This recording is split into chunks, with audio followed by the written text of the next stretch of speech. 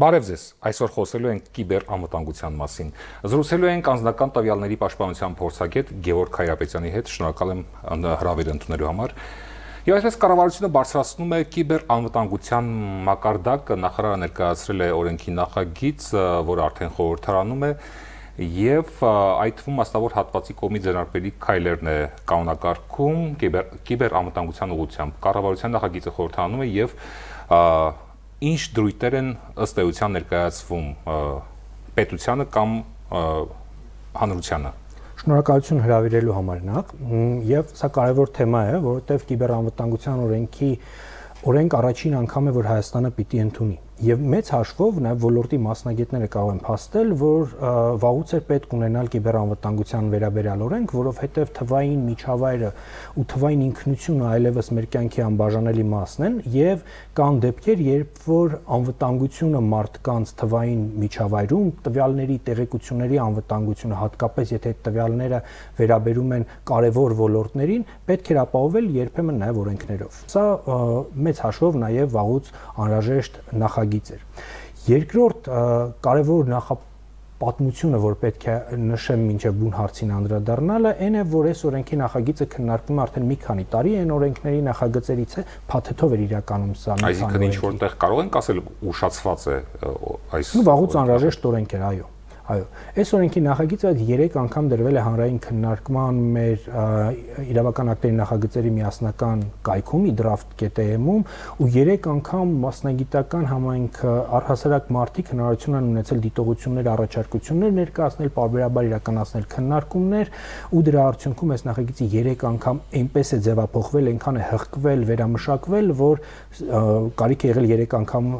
հանրային լսումների դնել ու առաջին տարբերակը էականորեն տարբերվում է վերջին այն տարբերակից, որը ներկայացել է ազգային ժողովին։ Հիմա ինչի մասին է այս նախագիծը։ Մեծ հաշվով նախագիծը վերաբերում է իրավաբանական անձանց եւ անհատ ձեռնարկատերերին, բայց ոչ թե բոլորին,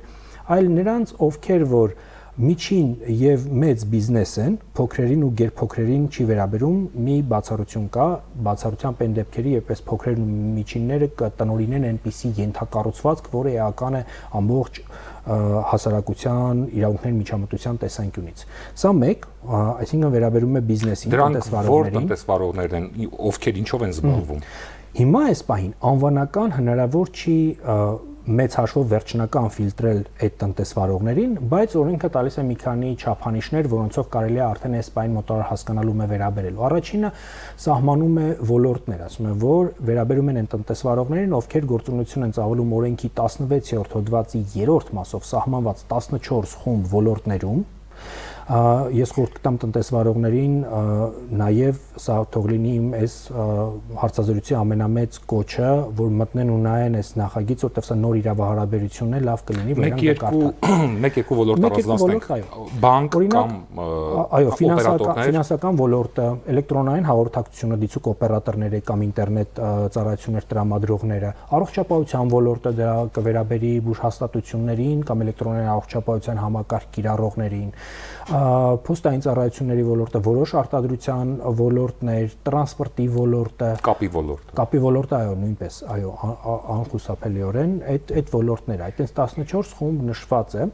այդ ոլորտներում ծառայություն մատուցող եւ տեղեկատվական համակարգեր ունեցող կամ կրիտիկական ենթակառուցվածքներ ունեցող տնտեսվարողին է վերաբերում։ Ես հիմա հասկանում եմ, որ իմ խոսքում մի քիչ տերմինաբանություն եմ կիրառում, որի չեմ կարող ուղղակի խոսափել, ինչքան էլ որ փորձեմ, դրա համար մի քիչ բացատրեմ ինչի մասին է այստեղ խոսքը։ Բարձրացրեք ուղղակի կենսական նշանակության ոլորտ, այդ տերմին են օգտագործում, այդ այն ոլորտներն են, որ օրենքը առանձնացրել է 16-րդ հոդվածում եւ որոնք որ համարել է օրենքի նախագիծը դեռևս, որ կարևոր են մարդկանց իրավունքների տեսանկյունից, որ այդտեղ միջամտությունը տեղի ունեցած կիբերսպառնալիքը ռիսկը, եթե տեղի ունենա, եթե միջոցներ չձեռնարկեն, չպաշտպանեն, ապա էական ազդեցություն կունենա մարդկանց իրավունքների վրա։ Այդ կենսական նշանակության ոլորտներն է առանձնացրել։ Եվ երկրորդ չափանիշը, օրինակ պատկերացնենք այդ կենսական նշանակության ոլորտում մեկը ծառայություն է մատուցում եւ չի կիրառում ոչ մի թվային գործիք, ընդհանրապես ոչ մի մեխանիզմ, բացառապես թղթային եղանակով ոչ մի տեղեկատվական համակարգ չունի եւ այլն,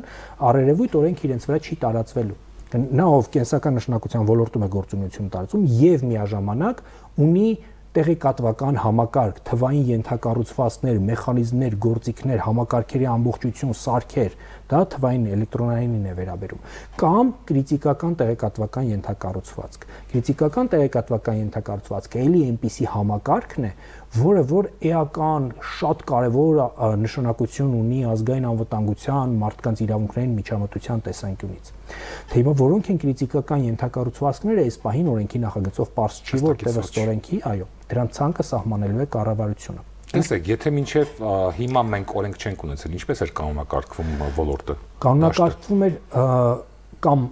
չեմ կարող ասել, որ ամբողջությամբ ու լավ, բայց դիպվածային էր կանոնակարգվում, օրինակ որոշակի հատվածներ, տեղեկատվական որոշակի շտեմարանների համար անվտանգության պահանջներ սահմանվում էին անձնական տվյալների պաշտպանության մասին օրենքի ընդհանուր դրույթներով, բայց պետք է նկատի ունենալ, որ այս անձնական տվյալների պաշտպանության մասին օրենքը վերաբերել էր այնքանով, որքանով տեղեկատվական համակարգում կլինեին մարդու մասին տվյալներ, այսինքն անձնական տվյալներ։ Եթե չկա անձնական տվյալ, ապա ոչ, անձնական տվյալների պաշտպանության մասին օրենքը այդ մասը չէր ծածկի։ Երկրորդ կարող էին դիպվածային տարբեր ոլորտներով, տարբեր օրենսդրություններով լինել նման պահանջներ։ Օրինակ, վերջնական վստահ չեմ, որպեսի անվանական տենց իրավական ակտեր նշեմ, բայց բանկերի ոլորտը կարող է կարգավորվել ոլորտային օրենսդրությամբ, բանկային գաղտնիքի մասին օրենքով եւ կենտրոնական բանկի համապատասխան ակտերով, այնքանով որքանով վերաբերելի կլինեին։ Բայց շատ մասնավորների համար այս ոլորտը կարգավորվում էր իներցիայով եւ ինտուիցիայով, այսինքն ինչքան որ այդ կազմակերպությունը կունենար հմտություն կամ կհասկանար, որ այս ոլորտը կարեւոր է, որ ինքը թվային ոլորտում ծառայություն է մատուցում, միգուցե կդիմեր մասնավորին եւ կփորձեր իր համար այդ թվային ինֆրաստրուկտուրան ստեղծող կազմակերպությանը խնդրել, որ նա անվտանգության միջոցներ սահմանի, կսահմանվեին, չէ։ Եթե շատ պարզացնեմ, ապա ինչքանով որ իրանք կհասկանային, որ արժի այստեղ գաղտնաբար լավ օգտագործել, չտրամադրել ուրիշներին, այնքան լավ, այնքան պատշաճ կկիրառվեր։ Չէին հասկանա, որ դա կարևոր է ու չէին կիրառել այդ միջոցները, այդ մասով բաց կմնա։ Տեսեք, ոլորտը կարևոր ոլորտ է, բայց առավել կարևոր է հատկապես պատերազմող երկրի դեպքում։ Մենք ինչու այսքան ուշացրեցինք։ Սա լավ հարց է հասկանալու համար օրենքի բեռը, սովորաբար կիբեռանվտանգության մասին օրենքները անհրաժեշտ են լինում օբյեկտիվորեն, այլ ոչ թե կախված այդ պահի մարտահրավերներից կոնկրետ երկրի համար սուբյեկտիվորեն։ Հետևաբար լինեն պատերազմող երկրում թե ոչ, սովորաբար կիբեռանվտանգության մասին օրենք միևնույն է անհրաժեշտ է, որտեղ դա կախված է գիտության եւ տեխնոլոգիայի զարգացմամբ եւ նրանով, թե ինչքանով են թվային տեխնոլոգիաները մտնում ամեն մի մարդու կյանք կամ բիզնեսի գործունեության մաս կազմում թվային հարթակները։ Հետևաբար ուղիղ կապել, որ միայն ու միայն այդ պատճառով է, որ նման օրենքի անհրաժեշտությունը կարող է քննարկվել, դժվար է պնդել, հատկապես իրավաբանության եւ իրավունքի տեսանկյունից, բայց ինչ խոսք նման մարտահրավերները կարող են լինել այն բազան, որը կդառնա օրենքի հիմնավորման կամ օրենքը շտապելու, ավելի արագ ընդունելու եւս մի պայման բաղադրիչ։ Վերջին տարիներին փոխվել է կիբերհարձակումների բնույթը եւ եթե այո, ինչ նոր մեխանիզմներ կան դրանց հակազդելու։ Ես երևի այստեղ պետք է հույսս դնեմ անձնական տվյալների պաշտպանության ոլորտում իմ փորձի վրա, թե ինչպես են մարդկանց տարբեր հանցագործներ խաբում եւ հասանելիություն ստանում մարդկանց տվյալներին, օրինակ շատ հայտնի է ֆիշինգի մեթոդը, երբ որ մարդկանց ինչ որ խայծ են գցում եւ այդ խայծը կուլ տվող մարդը ինքնակամ ճակերտներում ասած ինքնակամ հրաժարվում է իր այս կամ այն տվյալից, օրինակ խաբում են իբր մարդը որևէ դրամական գումար է շահել ու կորզում են մարդու բանկային քարտի տվյալները, որոնք մարդու անձնական տվյալներ են, նաև բանկային զգայունություն ունեցող այդ մեթոդը հին մեթոդ է, որքանով սովորաբար մեթոդները իրենց փաթեթավորումը փոխում են, բայց էությունը չէ։ Եթե այսօր խաբում են մի շատ հայտնի հայ աստղի անունից աշխարհահռչակ, վաղը կարող են խաբել մի այլ հայտնի սուպերմարկետի անունից, մի երրորդ օր կարող են խաբել մի փոստային ծառայության անունից, այս փաթեթավորումները անընդհատ կարող է փոխվել։ Մի երրորդ դեպքում կարող են այլ կերպ փորձել խաբել մարդուն իբր մի ինչ-որ աֆրիկյան երկրում իր քերին է մահացել եւ ժառանգություն է թողել, այսինքն փաթեթավորումները անընդհատ կարող են փոխվել, բայց սովորաբար դրանից խաբեության էությունը չի փոխվում, այս տերմինը պատահաբար չի, որ մտել է համաշխարհային կիբեր անվտանգության ու հանցագործության դաշտ, այս ֆիշինգ կոչվածը, այդ մեթոդը շատ լավ է աշխատում, երբ որ որևէ խայծով մարդուն ստիպում են հրաժարվել սեփական տվյալներից ու հասանելիություն են ստանում մարդկանց տարբեր թվային հարթակներ, առաջացնելով այս կամ այն վատ հետևանքը մարդու համար։ Մարտահրավերներին դիմակայելուն Հայաստանը մեր երկիրը պատրաստ է, թե ոչ, թե դեռ զարգացնելու, այսպես ասած, տեղ ունենք։ Ընտիր հարցը երկու լավ համակարգային հարց բարձրացնելու համար ու կապելու է մեր կիբերանվտանգության մասին օրենքի նախագծին։ Նախագծի հասցեատերերը մեծ հաշվով բիզնեսն են, նրանք ովքեր տնօրինում են տեղեկատվական համակարգեր, նրանք ովքեր տնօրինում են այդ թվում նաև անձնական տվյալներ, մարդկանց մասին տվյալների բազաներ։ Ու նրանց համար սահմանում է կանոններ, խաղի կանոններ, որոնցով նրանք կարող են այնպես անել, որ մարդու տվյալները անօրինական միջամտության չենթարկվեն։ Բայց այստեղ կա մետաղադրամի երկրորդ կողմը, դրանք հենց մարդիկ են, այն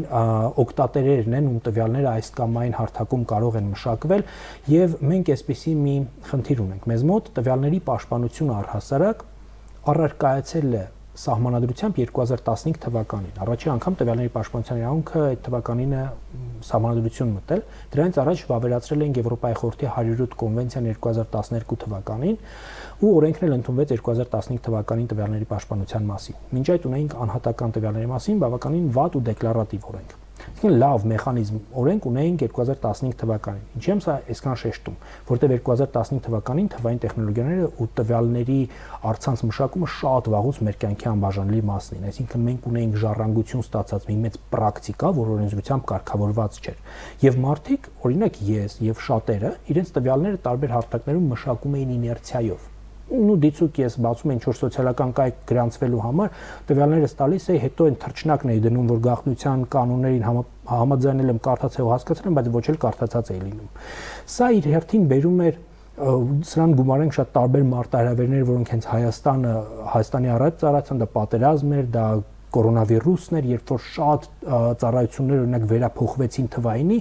հիմա ծառայությունների այդ սրընթաց անցը թվայինին, մարդկանց իներցիոն օգտագործումը եւ կարգավորումների նորությունը կամ բացակայությունը իրար հետ բերում են մի իրավիճակ, երբ որ մենք ունենք խնդիր Հայաստանում, որ գրեթե բոլոր ոլորտներում կա տվյալների պաշտպանության խնդիր ու նաեւ կառավարության հնգամյա միջոցառումներով ճանաչված համակարգային խնդիր է կարողությունների եւ գիտելիքների պակասը լայն հասարակությունում, խոսքը միայն ուղղակի մարդկանց մասին չէ, դա ընդհանրապես ամբողջ հասարակության մասին է, սկսած տվյալներ տնօրինողներից, տվյալների սուբյեկտից, վերջացրած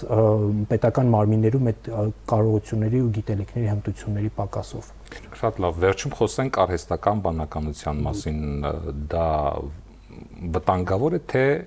օգտակար։ Դա ոչ վտանգավոր է, ոչ օգտակար, մի լավ անալոգիա կար, որը որ Երևի եթերային կարող է կիրառվել, որտեղ մեր լսարանը անորոշ թվով տարբեր մասնագիտությունների մարդիկ են, մենք օրինակ չունենք դանակի մասին օրենք, բայց դանակով մարդկանց ապօրինաբար կյանքից զրկելը հանցագործություն է, իսկ դանակով հաց կտրելը մի հիասքանչ հնարավորություն։ Այս իմաստով արհեստական բանականությունը կարող է անալոգիայով համեմատվել դանակի հետ, գործիքի հետ, ու էական է թե այդ գործիքը ինչպես են կիրառում՝ ի նպաստ, թե ի չարիք։ Այս իմաստով պրակտիկ մի քանի խորհուրդ տվեք։ Ես պրակտիկ խորհուրդներ ունեմ, առնվազն 3 խորհուրդ, որոնք մարդիկ կարող են կիրառել որպես հմտություն, իրենց տվյալները համացանցում պաշտպանելու համար։ Առաջինը դա միշտ գնալ դեպի սկզբնաղբյուր։ Շատերը կարող են փորձել խաբել, ասել, որ մարդը շահել է գումար, որ մարդը շահել է նվեր, որ մարդը ստացել է իր ծանրոցը վերջապես։ Նման հաղորդագրությունները գնում են անորոշ թվով անձանց եւ հնարավոր է, որ ինչ-որ անձանց իրական կյանքի իրավիճակի հետ համընկնի։ Ասենք դիցուկ ես սպասում եմ ծանրոցի եւ ինձ հաղորդագրություն է գալի, իբր ծանրոցս հասել է տեղ։ Եթե ինձ իմ փոստային ծառայությունից է առաքող ծառայությունից է եկել եւ ինձնից ուզում են առցանց եղանակով ինչ-որ տվյալներ, բանկային տվյալներ եւ այլն, ես էլ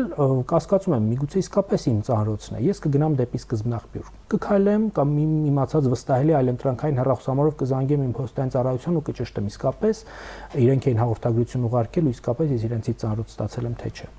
Կամ ենթադրենք ստանում եմ հաղորդագրություն, որ պետք է շատ շտապ իմ Facebook-ի գաղտնաբառը փոխեմ։ Խնդիր չկա, միգուցե կասկածում եմ սրտիս հանգստության համար ուզում եմ փոխել իսկապես։ Որքան ժամանակ մեկ պետք է գաղտնաբառը փոխել։ Կանոն կտան կիբերանվտանգության մասնագետները, տարբեր են ասում գաղտնաբառը։ Վերջին անգամ երբ եք փոխել ձեր գաղտնաբառերը։ Ես վաղուց չեմ փոխել, մի տարի կլինի չեմ փոխել, բայց ես լավ եմ իրենց պաշտպանում, եթե ինչ որ մեկը խնդրի, որ ես իմ գաղտնաբառը փոխեմ, ես կգնամ, կմտնեմ, գիտեմ Facebook-ի հավելվածը որտեղ է իմ հեռախոսի մեջ, կմտնեմ հենց իր մեջից կփոխեմ, այլ ոչ թե միջնորդավորված։ Առաջին խորհուրդը միշտ գնալ դեպի սկզբնաղբյուր, վստահելի այլընտրանքային թեմայով։ Եթե համացանցով իմ ընկերին ինձ պարտքով փող ուզի, ես իմ իմացած հեռախոսամոլ կզանգեմ ընկերոջս կամ առավել եւս կգնամ իրան հյուր ու կասեմ իսկապես ինքներ թե չէ, եթե ինքներ պարտքով փող միգուցե եւ կտամ։ Եթե չէ, ուրեմն առնվազն կիբերհանցագործության զոհ չեմ դառնա։ Երկրորդ խորհուրդը ունենալ ապավել համաչափություն։ Օրինակ, մարդիկ անկախ նրանից բանկային ոլորտի մասնագետ են թե չէ, տնտեսական հարցերում ինչքանով են խորացած, սովորաբար գիտեն, որ ինչ որ մեկին գումար փոխանցելու համար քարտի վրայի թվերը պետք է։ Հետաբար ցանկացած դեպքում, երբ պետքից ավելի որևէ բան են ուզում, սա պիտի միանգամից կարմիր լույս վառի հանցագործության, խարդախության հնարավորության մասին։ Ես չգիտեմ, թե բանկի հետևի եռանիշ թիվը ինչպես է աշխատում, բայց երբ ինձնից դա ուզում են ու ես գիտեմ, որ դա երբևէ անհրաժեշտ չի եղել փող ստանալ կամ փոխանցելու համար, ես դա որևէ մեկին չեմ փոխանցի։ Նկատի ունեք քարտի վրայի հետևի կողմից։ Հետևի, այո, հետևի թիվը։ Անհրաժեշտով միշտ առաջնորդվել անհրաժեշտով, սա նույնպես լավ խորհուրդ է, որը մարդիկ կարող են կիրառել առօրյա կյանքում հանցագործությունների զոհ, կիբերհանցագործությունների զոհ չդառնալու համար։ Եթե ամփոփել լինենք այսօրվա մեր զրույցը, կառավարության այս նախաձեռնությունը պետքական նախաձեռնություն է եւ Կիբերանվտանգության մասին օրենքը պետքական նախաձեռնություն է, դրա պատշաճ կիրառումը շատ հաճախ դեռևս շատ հարցեր կան, որոնք դեռ պիտի օրենքի ընդունումից հետո անգամ պրակտիկայով եւ ընդունվելիք ենթաօրենսդրական ակտերով որոշվեն եւ կարեւոր ևը, սա նոր իրավահարաբերություն է, նոր կարգավորում է բիզնեսի համար մեծ հաշվով, ես շատ ուժեղ խորհուրդ կտամ, որպեսզի բիզնեսը կարդա այս նախագիծը, սեփականատերերը, իրավաբանների հնարավորություն անգամ եթե չունենան, ապա մի հատ անցնեն վրայով, այո, խորհրդակցեն,